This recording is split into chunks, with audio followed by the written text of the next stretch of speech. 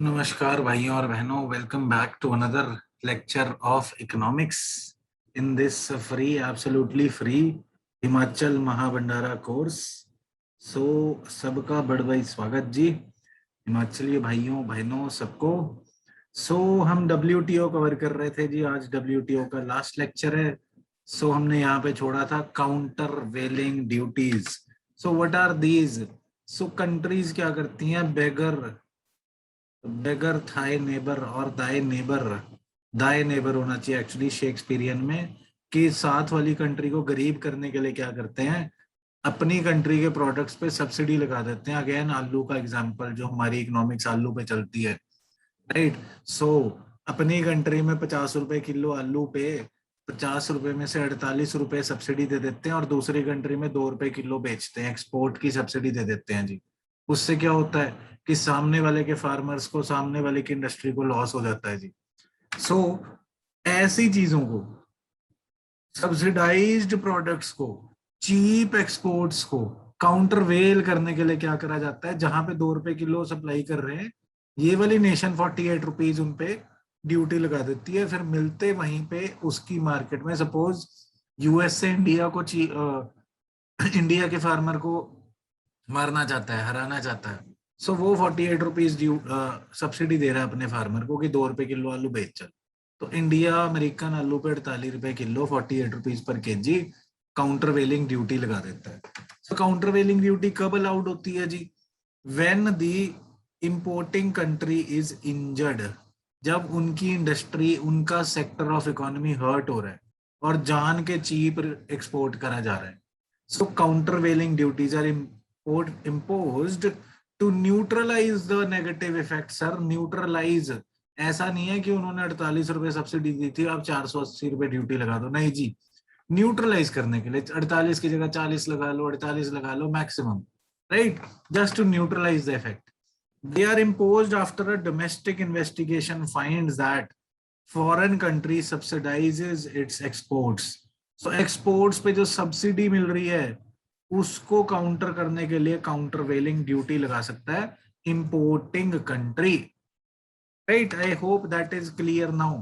According to WTO rules, a country can launch its own investigation. WTO allow करता है and charge extra duties provided such additional duties are in accordance with GATT and the GATT agreement, general agreement on trade and tariff and trade, sorry। GATT agreement on subsidies and countervailing measures थी एक specially, जो countervailing duties CVDs के बारे में बताती थी। Neutralise करना है sir, right. So the Commerce Ministry's arm, Directorate General of Anti-Dumping and Allied Duty, is the probing agency for India। And commerce ministry करती है जी, कॉमर्स मिनिस्ट्री में डायरेक्टरेट जनरल करता है जी। Further it is country specific duty which is impose to safeguard. ऐसा नहीं है कि यूएसए के आलू पे लगाया तो बांग्लादेश पे भी लगा दो, नहीं जी, कंट्री स्पेसिफिक जो सब्सिडी दे रहा था, right. So while the DGAD, the directorate of anti dumping and allied duties, DGAD recommends the duty, finance minister और finance ministry imposes the duty. Finding and investigation DGAD करता है जी, और imposition of duty finance ministry करती है obviously, right.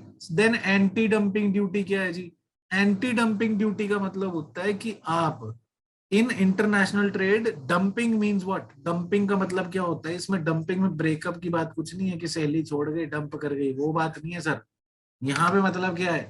That less than the price of the same product in domestic market, कि let's say France में अपने वहां पे उनका आलू 100 रुपए किलो बिक रहा है, इंडिया में वो 10 रुपए किलो बेच रहे हैं अपना ही आलू, फ्रांस वाला। सो that is dumping. Lesser than the cost of production, की यहाँ पे कॉस्ट ऑफ प्रोडक्शन ही आलू की 40 थी बट बेच 10 रहे हैं इंडिया में, राइट। लेस देन फेयर और नॉर्मल वैल्यू, की आलू 50 पैसे पर किलो दे जा रहे हैं, सो फेयर वैल्यू ही नहीं है इतनी यार, right. So these three conditions, domestic market से कम, कॉस्ट ऑफ प्रोडक्शन से कम, या फेयर नॉर्मल वैल्यू से कम, then it is called as dumping। and under the WTO anti-dumping agreement, dumping is prohibited only if it causes or threatens to cause material injury to domestic industry in the importing country। अब वो लोग हमें bike free में दे जा रहे हैं, हमें कोई प्रॉब्लम नहीं है, तो हम क्यों लगाएंगे उन पे ड्यूटी। बट अगर वो हमारे फार्मर को हार्म करने की कोशिश कर रहे हैं, हमारी मैन्युफैक्चरिंग सेक्टर को हार्म करने की कोशिश कर रहे हैं, स्टील 2 रुपए किलो बेची जा रहे हैं जी steel, so then we can impose anti-dumping duty upon them. India generally imposes anti-dumping duty upon Chinese goods, sir.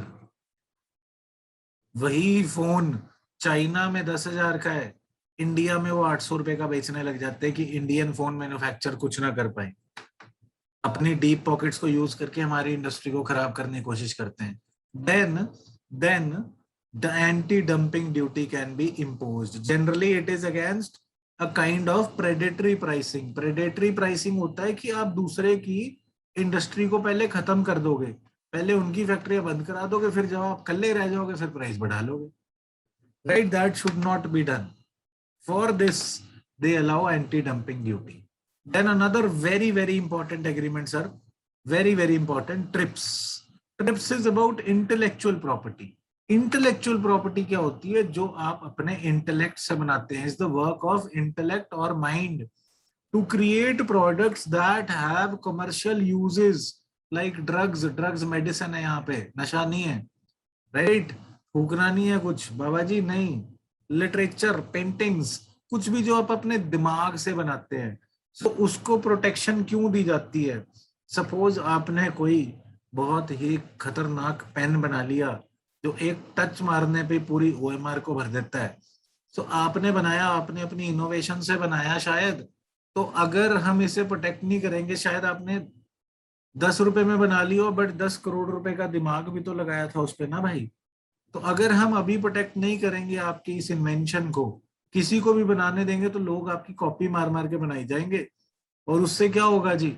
उससे ये होगा कि फिर उसके बाद आप जैसे अच्छे दिमाग वाले लोग दिमाग लगाएंगे नहीं, कोई फायदा नहीं होता, छोड़ो, राइट? सो डिस्करेज हो जाएंगे इनोवेटर्स एंड इन्वेंटर्स। तो इसीलिए इंटेलेक्चुअल प्रॉपर्टी को प्रोटेक्ट करा जाता है। अलग अलग तरीके के IPR होते हैं सर, सुन लेना, आधी दुनिया नहीं समझ पाती है इसे।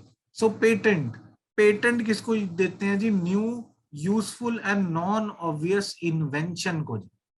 New, useful and non obvious, इसे नॉवल भी बोल देते हैं ऑप्शन वाले, नॉवल इन्वेंशन को पेटेंट दिया जाता है to commercially exploit the invention for a certain period of time. Generally 20 years का पेटेंट होता है।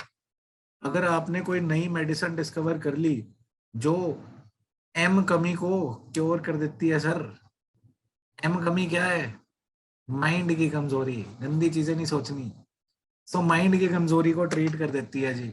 सो अब आप उसे 500 रुपए की गोली बेचना चाहते हैं, चाहे आपने 50 पैसे में बनाई थी, बट आपने बनाई है ना, तो 20 साल आपको पेटेंट रहेगा, कोई और नहीं बना पाएगा वो दवाई, राइट? Then copyright. कॉपीराइट किस लिए मिलता है जी? क्रिएटिव एंड आर्टिस्टिक वर्क्स के लिए, किताबों के लिए, मूवीज के लिए। पर इसको लोग रिस्पेक्ट ही नहीं करते, बिल्कुल नहीं करते जी। हमारी वीडियोस देख के, हमारे नोट्स लेके के आगे कोचिंग में पढ़ाते रहते हैं। चलो अच्छी बात है, वी डोंट डिस्करेज दैट, आप लोग अच्छी चीज सीखो। I was very happy, we even during the 3rd class many of us copied our own style and tried to go for microscopic analysis, but हुआ नहीं साहब, हुआ नहीं, हो ना पाया। चलो कोई बात नहीं, हमसे फिर से सीख लेना, हम डॉक्यूमेंट दे देते हैं एटलीस्ट। अगर जितने भी एस्पिरेंट्स हैं वो तो हमारे भाई हैं, देशवासी हैं, वो तो अच्छी चीज सीख लेंगे, है ना? So going further, copyright creative and artistic work के लिए हो गया, बुक्स वगैरह के लिए, राइट? And trademark. ट्रेडमार्क किसके लिए होता है? डिस्टिंक्टिव, जैसे मैकडीज का देखोगे आप, बंदा सा बैठा होता है बाहर, जोकर सा, वो उनका ट्रेडमार्क है। आप उसे मिसयूज नहीं कर सकते, उसको कॉपी नहीं कर सकते, राइट? अपने बर्गर पे मैकडी लगा के बेचने लग जाओ, नहीं जी नहीं, ऐसा नहीं हो सकता, राइट?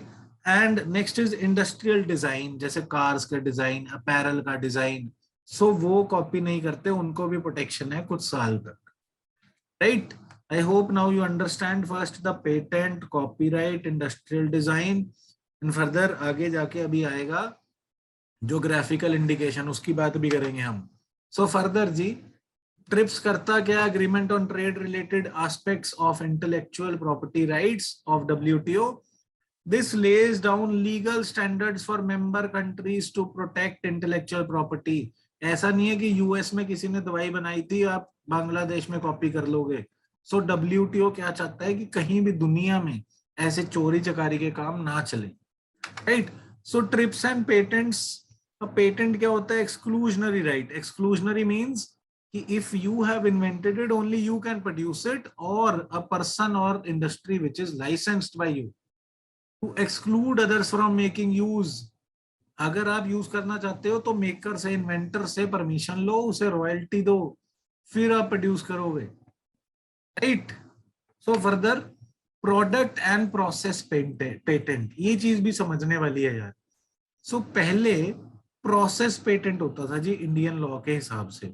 सो प्रोसेस पेटेंट का क्या मतलब है?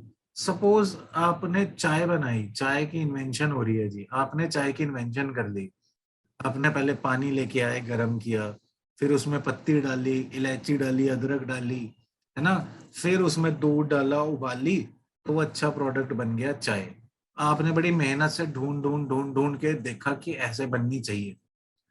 अब आपने बोला हाँ भाई मैं तो 500 की बेचूंगा, मैंने बनाई। सो प्रोसेस पेटेंट है। कौन सा प्रोसेस था? पानी लाए, दूध लाए, पत्ती लाए, उबाला दिया, फिर उसके बाद छाना और चाय बना दी। सो प्रोसेस पेटेंट है। प्रोसेस पेटेंट में क्या होगा कि ठीक है मैं आपका प्रोसेस नहीं कॉपी करता, आपका प्रोसेस प्रोटेक्टेड है ना। आपने पहले पानी डाला था, मैं पहले दूध डाल देता हूँ, तो प्रोसेस इसको हम रिवर्स इंजीनियर कर लेंगे कि इसने किया क्या एग्जैक्टली। कॉपी कैसे करेंगे? हम आपको देख लेंगे और जो जो आपने करा हम उसकी रिवर्स इंजीनियरिंग में स्टेप्स कॉपी करके एक दो स्टेप्स डिफरेंट कर देंगे। दूध पहले डाल दिया, उसके बाद पानी डाला, फिर हमने पत्ती की जगह पहले इलायची डाल दी। सो आपका प्रोसेस तो डिफरेंट हो गया ना। So process patent was lesser of a protection, कि हम चाय तो बना सकते हैं, चाय प्रोटेक्टेड नहीं है, प्रोडक्ट नहीं प्रोटेक्टेड, प्रोसेस उसका पेटेंट है, प्रोसेस पे राइट है उसका। But product patent is better and more comprehensive. As आप चाय अगर आपने इन्वेंट करी है तो दूसरा बंदा चाय ही नहीं बना सकता जैसे मर्जी बनाए। सो इंडियन लॉ ने भी बाद में इसको अमेंडमेंट करके अपने IPR लॉज को product and process patent both are now available. Sir सवाल आ जाएगा प्रोडक्ट पेटेंट है कि प्रोसेस पेटेंट है? अब इंडिया में दोनों अलाउड हैं, दोनों अवेलेबल हैं, प्रोडक्ट एंड प्रोसेस दोनों आपका पेटेंट है। अब आप रिवर्स इंजीनियरिंग करके चोरी नहीं कर सकते सर, राइट। सो टिप्स में क्या क्या है जी? Product patents provide for absolute protection, as I said product patent is more efficient, and protection for process patent would not prevent the manufacturer by reverse engineering, जो मैंने समझा दिया। Patent should be valid for 20 years, 20 साल की inventor को हक दिया जाता है कि आप दूसरों को एक्सक्लूड कर दो sir. Then members of WTO have to agree to all arrangements or none, सारी की सारी एग्रीमेंट्स को मानना है या किसी को भी ना मानना। This process is called single undertaking, कि जितनी सारी एग्रीमेंट्स थी सबको मान लो या किसी को भी नहीं मानो, ऑल और none, my way or the highway. So that is called single undertaking my dear friends. So developing countries that had apprehensions about product patents agreed to it because they benefited under other agreements, for example services etc. और product patent का क्या फायदा हुआ sir? जो हमें medicine, हमने product patent नहीं दिया तो अच्छा मेडिसिन वाला US में बनी, जर्मनी में बनी, वो हमें देंगे ही नहीं कि भैया आप तो कॉपी कर लोगे, हम नहीं देते। सो हमने क्या कहा चलो कोई बात नहीं यार, आप सर्विसेज में मान लो हमारे लड़के आने दो वहां पे सर्व करने। हमारे लड़के वहां पे कहाँ इकट्ठे हो जाते हैं फिर? हमारे लड़के आजकल गूगल के मालिक हैं सर। हमारे ही लड़के, हिंदुस्तानी लड़के are the CEOs of Google, right, and other many major companies, right, and Silicon Valley is filled with golden collar serving Indians, best jobs. So further जी, so they agreed also because they received concessional terms under TRIPS. Grace period 10 साल का दे दिया product patent देने को। So India ने भी 10 years में process से प्रोडक्ट पेटेंट कर दिया जी। So TRIPS and public health safeguard क्या है जी? सो इसमें देखो, अब ये मेडिसिन बनी जी कैंसर की, जैसे केस भी आया था नोवार्टिस वाला। सो कैंसर की मेडिसिन बनाई, एक मेडिसिन बनाने में भाइयों 15 से 20 साल की research and billions of dollars लग जाते हैं। सो अब बंदे ने चाहे मेडिसिन अल्टीमेटली इतनी रिसर्च के बाद लेट्स से उसने 100 रुपए का केमिकल लगा के मेडिसिन बनाई, बट 100 रुपए के पीछे अरबों रुपए की रिसर्च भी तो थी, तब वो 100 की थोड़ी बेच देगा। सो नोवार्टिस वाले ने कहा मैं तो भैया अपनी कैंसर की मेडिसिन 50,000 रुपए की बेचूंगा। अब कैंसर है लड़कों को यहाँ पे यार, कैंसर हो गया जी किसी को, अब वो गरीब आदमी है, 50,000 रुपये हफ्ता तो वो अफोर्ड ही नहीं कर सकता। तो अब क्या करें? क्या इकोनॉमिक्स हेल्थ से, लाइफ से भी बड़ी होगी? नहीं जी नहीं। इसके लिए ट्रिप्स वाले लॉ ने ह्यूमैनिटेरियन प्रिंसिपल के लिए, जो इंडियन लॉ में भी इनकॉर्पोरेटेड है, प्रिंसिपल बनाया एक कंपल्सरी लाइसेंसिंग का। मतलब कि अगर आपकी नॉवल इन्वेंशन, आपकी जो इन्वेंशन है जिसे पेटेंट मिला है, वो पब्लिक वेलफेयर नहीं कर पा रही, पब्लिक हेल्थ इमरजेंसी हो गई है, बट ये जो इन्वेंशन थी ये कमर्शियल यूज में नहीं आ पा रही बिकॉज यहाँ तो ये बहुत महंगी है, यहाँ पेटेंट वाला सफिशिएंट अमाउंट प्रोड्यूस ही नहीं कर रहा, हमें 10 लाख मेडिसिन डेली चाहिए, वो बोलता है भैया मैं तो 500 ही बना सकता हूँ, मैं नहीं बनाता। और सो फिर सरकार को हक दिया जाता है कि इन सच पब्लिक हेल्थ क्राइसिस किसी अपनी कंपनी को कंपल्सरी लाइसेंस दे दे। कंपल्सरी लाइसेंस का मतलब नोवार्टिस की ड्रग का लाइसेंस दे दिया कि आप लेट्स से कौन सी, डॉक्टर रेड्डी लैब्स को, इंडिया की कंपनी को लाइसेंस दे दिया कि आप ये वाली नोवार्टिस की मेडिसिन बना लो, क्योंकि इतनी महंगी है, यहाँ इसकी सफिशिएंट प्रोडक्शन नहीं है, तो हमारे यहाँ कैंसर का जो एपिडेमिक हो रहा है या बहुत सारे केस हैं वो मर जाएंगे सिर्फ इसलिए कि पेटेंट वाला आदमी ये ड्रग नहीं सप्लाई कर रहा है या बहुत महंगी सप्लाई कर रहा है। इसीलिए अपने डोमेस्टिक प्रोड्यूसर को हक दे दिया, या फिर उसे पेटेंट वाले को पहले पूछा कि भाई कंसेशनल प्राइस पे दे दे, बट ही सेज मैं नहीं देता। So life is bigger than money. काश ये लोग समझ जाएं, life is much better and bigger than economy sir. Please don't cheat the aspirants. खुदा के पास जाना है, ना हाथी है ना घोड़ा है, वहां पैदल ही जाना sir, right? So I hope you understand compulsory licensing public health crisis में production and sale domestic company से कंसेशनल प्राइस पे हो सकती है, राइट? जेनरिक कॉपीज बना लेते हैं उसकी, राइट? सो फर्दर जी पैरेलल इंपोर्टेशन का क्या मतलब है? is importation of drugs from another country because the country that is having a health emergency does not have the manufacturing capacity when the pharma company that holds the patent for the drug is unwilling to price it affordably।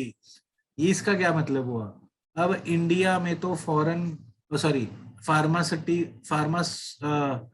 Pharmaceuticals या pharma lab of the world है India. Baddi में कितनी सारी pharmacological agencies companies हैं।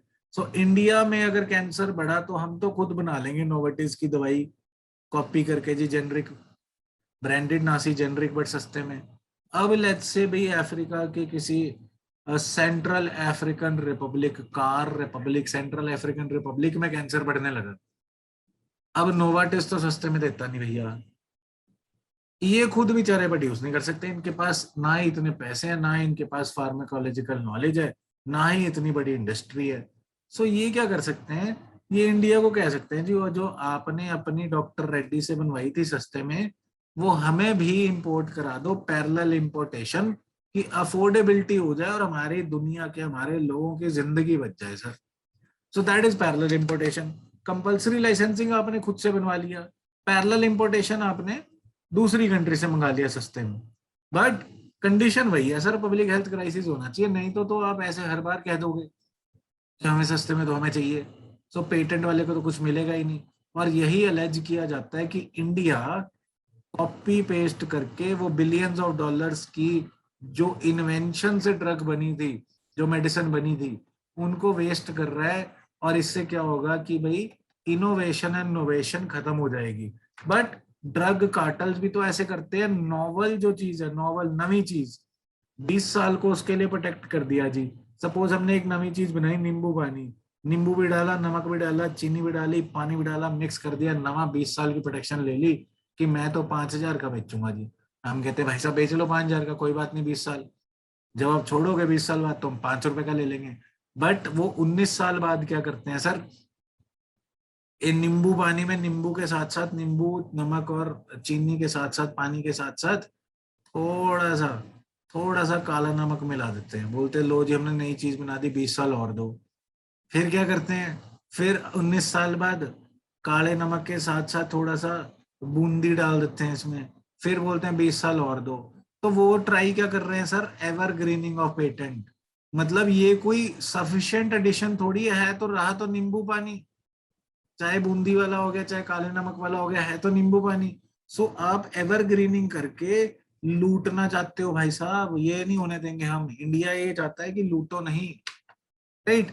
Then incremental innovations, again वही बात है कि यार एवरग्रीनिंग नहीं अलाउ करनी, that's more than enough what we need to know. Then sui generis system, sui generis means unique, TRIPS agreement और इंटेलेक्चुअल प्रॉपर्टी वाला provides sui generis option regarding patent law, that means generating by itself or of itself, unique and by itself. It is a choice given to members in place of TRIPS norms कि आपके कोई indigenous system है जो IPR को protect करता है और similar protection देता है ट्रिप्स की तरह, तो आप ट्रेडिशनल वोग वाला जो फैशन में था, आपके ट्रेडिशन में था, कस्टम में था, तो आप सुई जनरस सिस्टम से भी आईपीआर प्रोटेक्ट कर सकते हो, प्रोवाइडेड दैट प्रोटेक्शन सिमिलर हो, right. Geographical indications as I said मैं बात करूंगा तो ये कर रहा हूं, जैसे for example basmati rice, areas है कुछ इंडिया में जहां पे बासमती राइस मिलता है, ऐसा ना हो कि कोई और ही कहीं और की जगह से, लेट्स से फ्रांस वाले बासमती राइस के नाम से बेचने लग जाएं, या फिर लेट्स से कोल्हापुर की चप्पल जो फेमस है, कोल्हापुर चप्पल, सो वो प्लेस पे बनती है ना वो चप्पल, ऐसे नहीं हो सकता कि बेल्जियम कोल्हापुर चप्पल के नाम से बेचने लग जाए। तो ऐसे राइट्स को जहां पे नेटिव्स के एफर्ट्स, उस प्लेस के नेटिव के एफर्ट्स ने उसे फेमस बनाया हो। सिल्क साड़ीज कहाँ की फेमस होती हैं आप लोग बताना मुझे कमेंट सेक्शन में please, right. So silk saris और लेट्स से बासमती राइस और कोल्हापुर चप्पल, सो उनको, कोल्हापुर वाले लोगों को, सारे लोगों को जो भी चप्पल बनाता है वहां पे, उसे कोल्हापुर का जीआई दे दिया जाएगा कि और कोई पूरी दुनिया में कोल्हापुर चप्पल के नाम से चप्पल नहीं बेच सकता अपनी। That is geographical indication. Again protection to geographical indications in India is given, unauthorized use of registered GI is prevented, and legal protection to Indian GI indications, and also it boosts export। ये आपको पता है कि Alphonso mango तो India से ही आएगा, basmati rice बढ़िया India से आएगा, कोल्हापुर चप्पल इंडिया से आएगी, that's how. And economic prosperity of that geographical territory हो जाता है ऑब्वियसली, राइट जी। सो जीआई के rules can, these are rules as to who can apply for a GI. So कौन अप्लाई कर सकता है जी, पहली बात, any association of persons, producers, organization और अथॉरिटी एस्टैब्लिश्ड बाय लॉ। तो उस इलाके के इकट्ठे लोग, जीआई एक बंदे को नहीं मिलता, उस इलाके के उन लोगों को मिलता है। And specific period of time is 10 years in India, 10 years मिलता है, फिर रिन्यू भी हो सकता है time to time, because Kolhapur उठ के 10 साल बाद कोई यूएसए थोड़ी चला जाएगा, कोल्हापुर तो यहीं रहेगा, सो आप रिन्यू कर सकते हो सर।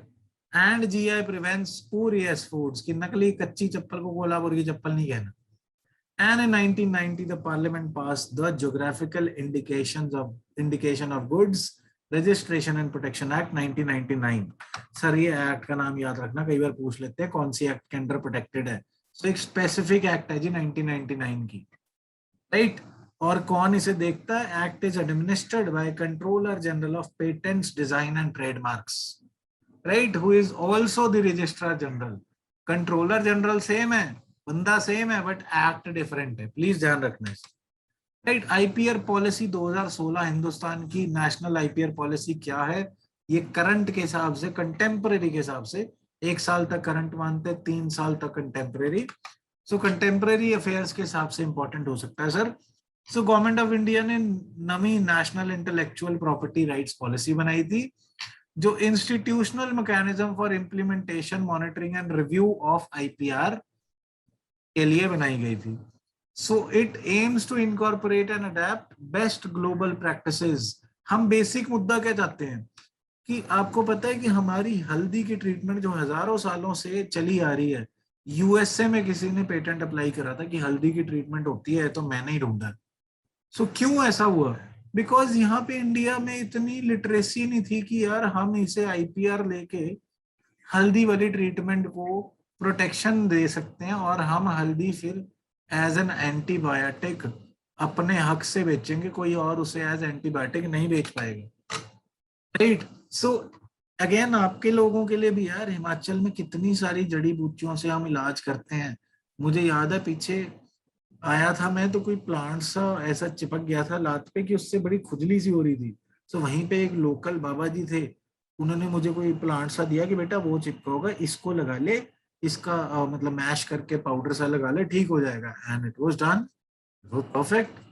सो इस बाबा को पता होना चाहिए था ना कि आईपीआर ले लो। सो दाइयां माइयों वाली चीजें अगर कोई रियली इफेक्टिव है आपके इलाके में, कमेंट सेक्शन में तो बताइए, बताओ। साथ में अगर पॉसिबल है तो आईपीआर ले लो सर। अगर नहीं पता आपको इस बारे में तो ये नंबर पे व्हाट्सएप कर देना, I will help you in that also. IPR कैसे लिया जाता है, हम लोग रजिस्टर करते हैं, right? So we should know this, what are we trying to do with this policy itself. हम लोग इनकरेज कर रहे हैं कि इंडियंस भी अपनी इनोवेशंस को, अपनी क्रिएशंस को, अपनी ट्रेडिशनल नॉलेज को रजिस्टर कराएं और आईपीआर लें। See objectives are IPR awareness, generation of IPRs, legal and legislative framework को स्ट्रॉन्ग करा जाए, all those things, right? And DIPP is the nodal department to coordinate, guide, oversee implementation of IPRs in India, right? DIPP department है जी जो head करता है इसको। Then another very very important question for UPSC as well, the Protection of Plant Variety and Farmers Right Act 2001 क्यों setup हुआ है जी? जो farmer खुद थोड़ा सा इनोवेशन करके कोई प्लांट वैरायटी बना लेता है, उसे आईपीआर दिया जाता है जी। It was made to set up an effective system for protection of plant varieties, the rights of farmers and plant breeders, and to encourage the development and cultivation of new varieties of plants. So plant breeder को हक दिया जाएगा, rights to plant breeders, researchers and farmers, जो new या extend plant variety बना देते हैं। कईयों को पता होता है ना, ये वाला मस्टर्ड और ये वाला लेट्स से कोई और एबीसी प्लांट, इनको मिक्स करके इनकी हाइपर लेट्स से हाइब्रिड बनाएंगे, तो ये बहुत हेल्दी मस्टर्ड बनेगा। So this might be a new variety. So for that this act PPFVFR, Protection of Plant Varieties and Farmer Right Act, gives protection to breeders, farmers and researchers. The rights granted are heritable and assignable, and only registration of plant variety confers the right. Right? Farmers are entitled to save, use, sow, resow और even cell, जो आपने produce करा उसे बेच तो सकते ही हो। और प्रोटेक्शन कितने साल की है सर इस एक्ट के अंदर? 15 साल for field crops, for trees and vines, for trees and vines कितनी है जी? 18 साल, एंड फॉर नोटिफाइड वेराइटीज 15 साल। खैर इतना याद करने की जरूरत नहीं, बस ये ध्यान रखना है इसमें प्लांट ब्रीडर्स को हक दिया जाता है, राइट दिया जाता है, right? Compensation is also provided for village or rural communities if any registered variety has been developed using any variety in whose evolution such village or local community has contributed. So बाबा ने बताया था, बाबा को पैसे दिए जाएंगे, right? India and WTO sir, India ने gain भी बहुत मल्टीपल वेज में करा है। For example MFN status, 164 member सारे के सारे WTO मेंबर्स के साथ अब हम ट्रेड कर सकते हैं। One country one vote system है, तो डेमोक्रेटिक बॉडी है WTO। And rule based trading, मतलब जेलसीज ना हो, ट्रेड ब्लॉक्स ना बने। इम्पार्शियल ट्रेड डिस्प्यूट सेटलमेंट होना चाहिए, बायलेटरल प्रेशर में नहीं होना चाहिए। Definitive schedule for trade liberalisation, जो ले डाउन कर दिया, जो हमने बात करी थी, 10% एंड 5% सब्सिडीज 10 साल 15 साल में हटाने, राइट? देन MNCs को फार्मा सेक्टर्स में लेके आने में, दुनिया में सारी जगह फैलाने में, right? And global hub for R&D investment बनने में। Globalization process that WTO ensures is the course chosen by India as part of economic reforms in 1991. So 1991 के जो हमारे एम्स थे उसे WTO हेल्प कर रहा है sir. And service sector again Indian silicon valley में बैठे हैं। कैसे बैठे हैं? बिकॉज WTO ने फैसिलिटेट करा ना कि सर्विस का भी ग्लोबल ट्रेड होता है सर। ये चीज ध्यान रखना, WTO में सर्विसेज भी कवर्ड हैं, right? Just a minute, WTO में कवर्ड है, ट्रिप्स में कवर्ड है कि नहीं, ये आप लोग बताना मुझे। Is there a separate agreement for services or is it covered under agreement on agriculture or etc. like that? Please tell me that in the comment section. Opponents क्या कहते हैं कि ऐसा कुछ नहीं हुआ जी। That while globalization adds value, its pace must be set by sovereign government. WTO कौन होता है भाई? हम तो इंडिपेंडेंट पावर है, हमें WTO क्यों बताए? देन मल्टीनेशनल कॉर्पोरेशंस ने हमें आके लूटा, ये तो हम लोग अभी भी मानते हैं। और फार्मर्स के साथ नाजायज किया जाता है शायद, सब्सिडीज डेवलप्ड कंट्रीज के द्वारा दे के अपनी फार्मरिंग को प्रमोट करके। So again, and rich countries do not follow treaty obligations, they do not reduce agriculture subsidies. जो मैंने बोला था वो ब्लू बॉक्स के नाम पे सर, ब्लू बॉक्स के नाम पे अभी भी सब्सिडीज दी जा रही हैं। सो अगेन आर्ग्यू करने वाली बात है, बट हर चीज के फायदे और नुकसान दोनों होते हैं, right? Just like our class. फायदा क्या कि इकोनॉमिक्स अब हमें क्लियर हो गई सर, जिससे हम डरते थे। नुकसान क्या कि हमें क्लास लगानी पड़ती है, सिर दुखाना पड़ता है, मेरी शक्ल और मेरी बातें बार बार सुननी पड़ती हैं। तो anyways, thank you so much everybody. We are very, very happy to serve you. See you in the next class. Thank you so much.